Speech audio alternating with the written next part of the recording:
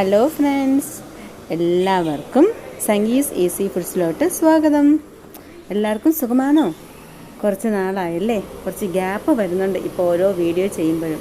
അപ്പം എല്ലാവരും എൻ്റെ ചാനൽസൊക്കെ ഒന്ന് കാണണം കേട്ടോ, ആരും കാണാണ്ടിരിക്കരുത്.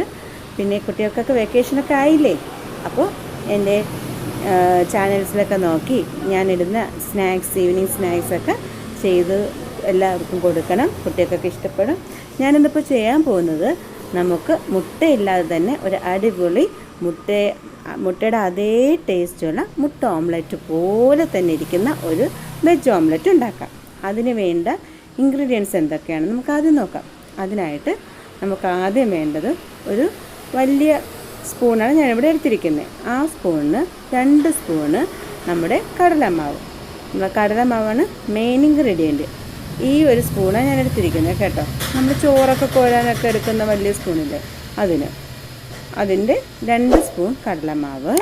പിന്നെ നമുക്ക് ആവശ്യത്തിന് ഒരു ഹാഫ് സവോള എടുത്തിട്ടുണ്ട് ഞാൻ.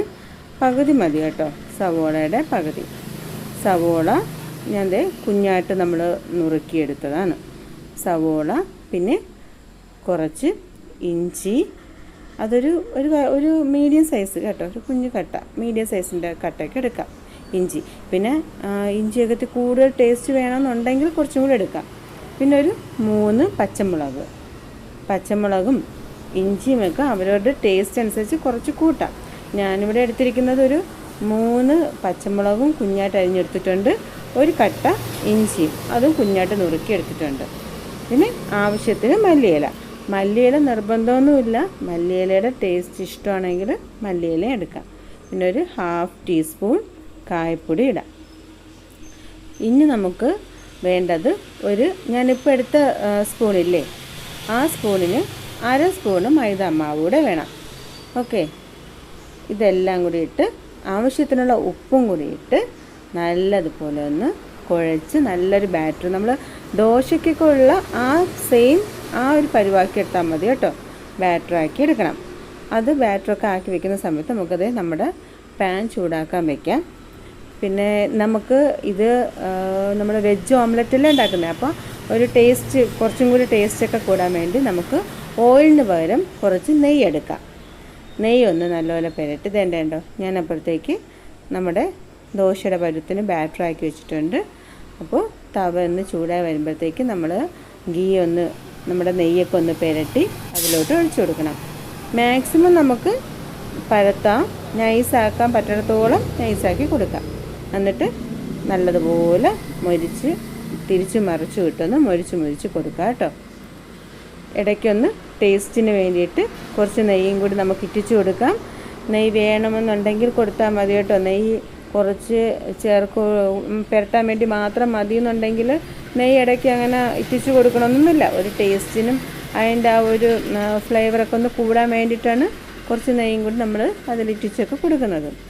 അപ്പോൾ എല്ലാവരും ഇത് ചെയ്ത് നോക്കണം കേട്ടോ. എന്ത് വളരെ ഈസിയാണെന്നറിയോ, ഒന്നുമില്ല, ഇത്രയേ ഉള്ളൂ സംഭവം. അപ്പോൾ എല്ലാവരും എൻ്റെ വീഡിയോസ് കാണണം, ലൈക്കും ഷെയറും സബ്സ്ക്രൈബ് ചെയ്യാത്തവരുണ്ടെങ്കിൽ ബെൽ ബട്ടണൊക്കെ ഒന്ന് സബ്സ്ക്രൈബ് ചെയ്യണം. കണ്ടോ, നമ്മളിനി ഇതിനൊന്ന് തിരിച്ചു മറിച്ചൊക്കെ ഇട്ട് അതിനെ നല്ലതുപോലെ മുരിച്ചെടുക്കണം. ഇത് മൊരിഞ്ഞ് വരുമ്പോൾ നമ്മൾ മുട്ട ഓംലെറ്റ് പോലെ തന്നെ ആ ഒരു കളറും, അത് നമ്മൾ മുട്ട ശരിക്കും ഓംലെറ്റാക്കി എടുക്കുന്ന അതേമാതിരി തന്നെ ഇരിക്കും. കഴിക്കുമ്പോഴും ആ മുട്ട ഓംലെറ്റ് കഴിക്കുന്ന പോലത്തെ ഒരു ഫ്ലേവറും ടേസ്റ്റും തന്നെ നമുക്ക് കിട്ടും കേട്ടോ. എല്ലാവരും ഒന്ന് ചെയ്തു നോക്കണം, എല്ലാവർക്കും ഇഷ്ടപ്പെടും. ഇത് നമുക്ക് വൈകിട്ട് ചായയിലൊക്കെ കൂടെ ഒരു ഈവനിങ് സ്നാക്സായിട്ട് ശരിക്കും കഴിക്കാം. നല്ലതാണ്. എണ്ണയിലിട്ടൊന്നും പൊരിച്ചോ അങ്ങനെയൊന്നുമുള്ള ഓയിലും ചെല്ലുന്നില്ല. നമുക്ക് ഹെൽത്തിയാണ്. ഗോതമ്പും നമ്മളെ കടലമാവും മൈദമാവൊക്കെ വളരെ കുറച്ച് ചേർക്കുന്നുള്ളൂ. അപ്പോൾ അതുകൊണ്ട് തന്നെ നമുക്ക് ഹെൽത്തി ആയിട്ടുള്ള ഫുഡാണ്. അപ്പോൾ അതുകൊണ്ട് എല്ലാവരും ചെയ്തു നോക്കണം. നല്ല ഒരു റെസിപ്പിയാണ്. ഇനി ഞാൻ വേറെ വീഡിയോസൊക്കെ ഇടുന്നുണ്ട്, പുതിയ റെസിപ്പികളുമായിട്ടൊക്കെ ഞാൻ ഉടനെ വരാം കേട്ടോ. ഇടയ്ക്ക് കുറച്ച് ഗ്യാപ്പായിപ്പോയി, മോൻ എക്സാമൊക്കെ വന്നത് കാരണമാണ് ഒന്ന് ഗ്യാപ്പായത്. അവനാണ് എൻ്റെ വീഡിയോ എഡിറ്റിങ്ങും അതിൻ്റെ ഈ ഭംഗി കൂട്ടാനും അതിൻ്റെ അകത്തുള്ള പരിപാടികളൊക്കെ ചെയ്യുന്നത് എൻ്റെ മോനാണ്. അവന് 8th സ്റ്റാൻഡേർഡിലാണ്. അപ്പോൾ അവൻ്റെ എക്സാം ടൈമൊക്കെ ആയിരുന്നു. അപ്പോൾ അതാണ് ഞാൻ കുറച്ചൊന്ന് ബ്രേക്ക് ആയത്. ഇനി വെക്കേഷനൊക്കെ തുടങ്ങിയില്ലേ, അപ്പോൾ ഞാൻ ഇനി ഇടയ്ക്കിടയ്ക്ക് വീഡിയോസൊക്കെ ഇടുന്നതായിരിക്കും. അപ്പോൾ എല്ലാവരും എനിക്ക് സപ്പോർട്ട് ചെയ്യണം.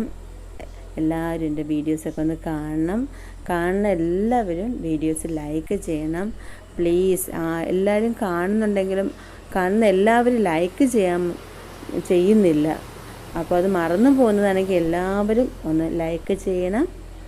ഓക്കെ, ഇതേ കണ്ടോ, നമ്മുടെ ഓംലെറ്റ് റെഡിയായി. കണ്ടില്ലേ, ശരിക്കും മുട്ട ഓംലെറ്റ് പോലെയല്ലേ ഇരിക്കുന്നത്. അപ്പോൾ എല്ലാവരും സപ്പോർട്ട് ചെയ്യണം.